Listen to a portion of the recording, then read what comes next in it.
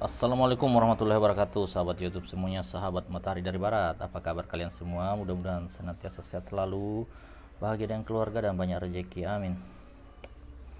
Kali ini kita akan menyoroti tentang kampus UGM, ya. Dimana ketika Dr. Rismond, ya, Dr. Roy Suryo dan Dr. Tipa ya melakukan silaturahmi atau halal bihalal di UGM, ya, sekalian mempertanyakan tentang keberadaan ijazah Pak Joko Widodo, ya. Kemudian mereka tidak mendapatkan apa-apa dan hanya disodorkan dengan skripsinya, ya, Pak Joko Widodo. Nah, lembar pengesahan skripsinya itu kan tidak ada tanda tangannya, ya, dan itu dipertanyakan oleh Dr. Rismond. Kemudian pihak UGM memberikan perbandingan, ya, lembar pengesahan skripsi, ya, yang katanya seangkatan dengan Pak Joko Widodo, dan ternyata lembar skripsinya itu bertuliskan tesis, ya. Nah, ini belum disadari pada saat itu oleh Dr. Rismond, tapi ketika di Santana TV baru dia sadar bahwa pengantarnya di atas itu mengatakan tesis, gitu. Kopnya itu di atas mengatakan tesis, ya. Padahal tesis itu kan untuk S2. Itu menurut penjelasan Dr. Rismond. Nah, dalam hal ini seharusnya pihak UGM itu sangat malu, ya. Sangat malu karena ini se-Indonesia menyaksikan ini, gitu loh. Dan sampai saat ini belum ada klarifikasi dari pihak UGM soal skripsi, lembar pengesahan skripsi pembanding yang disodorkan ke Dr. Rismond dan kawan-kawan, ya, yang katanya punyanya siapa itu, Barorito itu. Di situ dikatakan tesis, padahal tesis itu untuk S2, ya. Jadi skripsi itu untuk S1, tesis itu untuk S2, dan disertasi itu untuk S3, ya. Nah, jadi ini heran juga kita, ya, kenapa instansi pendidikan selevel UGM bisa seperti sekonyol itu, gitu. Menurut saya itu konyol, ya.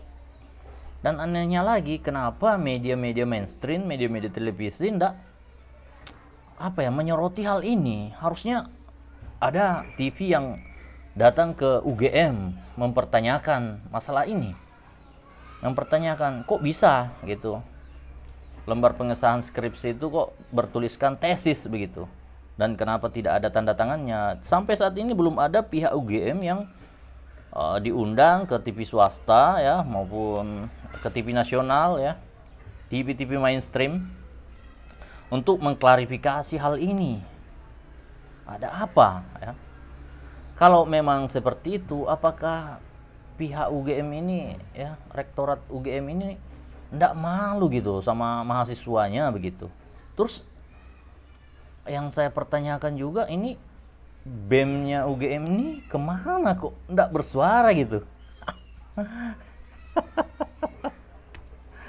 Apakah segitu takutnya, ya, sama kampusnya sendiri, ya?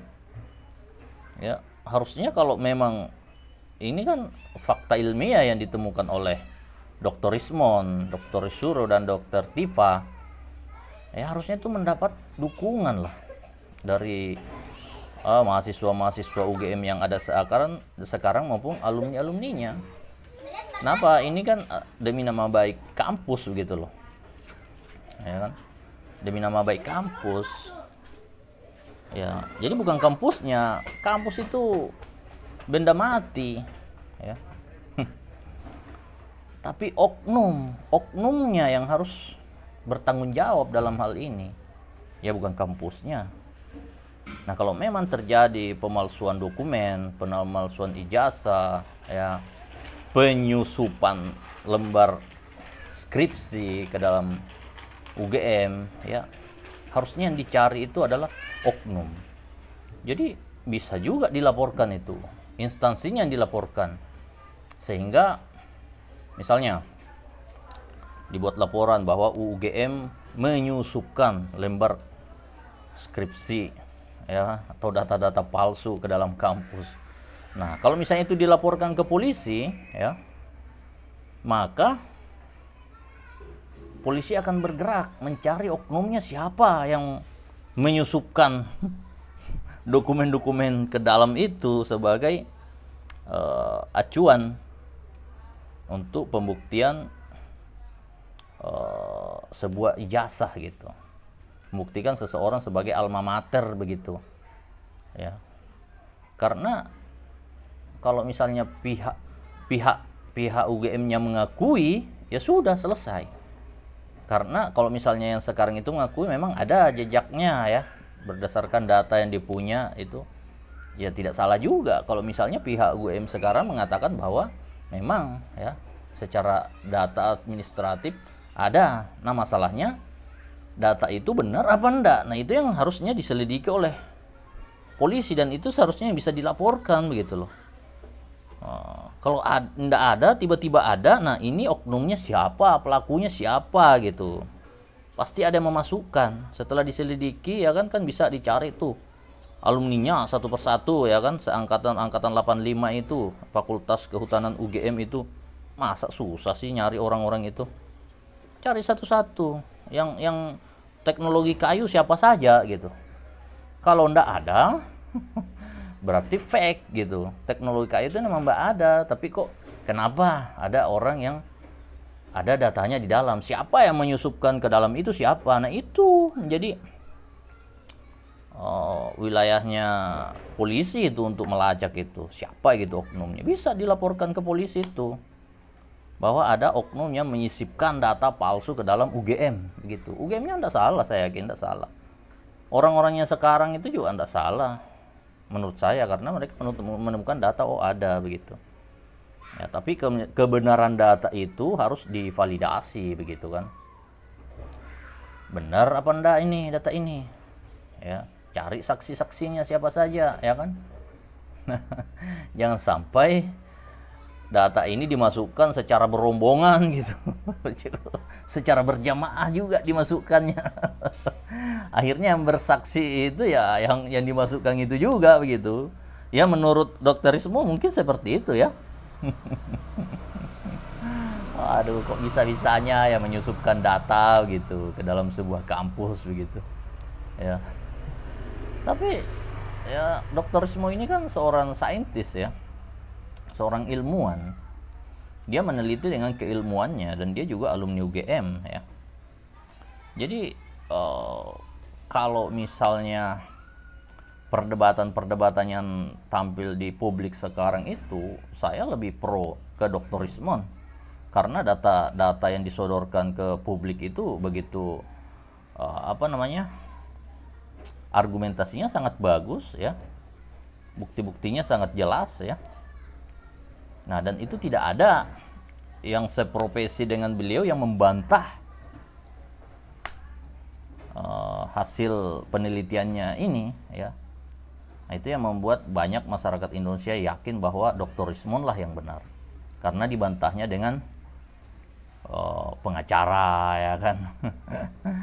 Ya, orang yang tidak punya keahlian atau keilmuan di bidangnya ya, harusnya ada perang debat ilmiah begitu. Tapi yang kita lihat di TV itu bukan debat ilmiah, tapi ya ndak balance lah, ilmuwan dilawan dengan ya ndak jelas gitu keilmuannya apa begitu, jadi ndak seru lah ya. Nah, mudah-mudahan ini kita kawal terus ya, mudah-mudahan ini bisa menjadi momentum reformasi pendidikan di Indonesia agar lebih baik ya. Jangan ada lagi namanya ijazah-ijazah palsu ya kan. Terus itu juga dana-dana hibah untuk yayasan pendidikan, tempat ibadah itu sekalian dibongkar semua itu Ya, karena apa?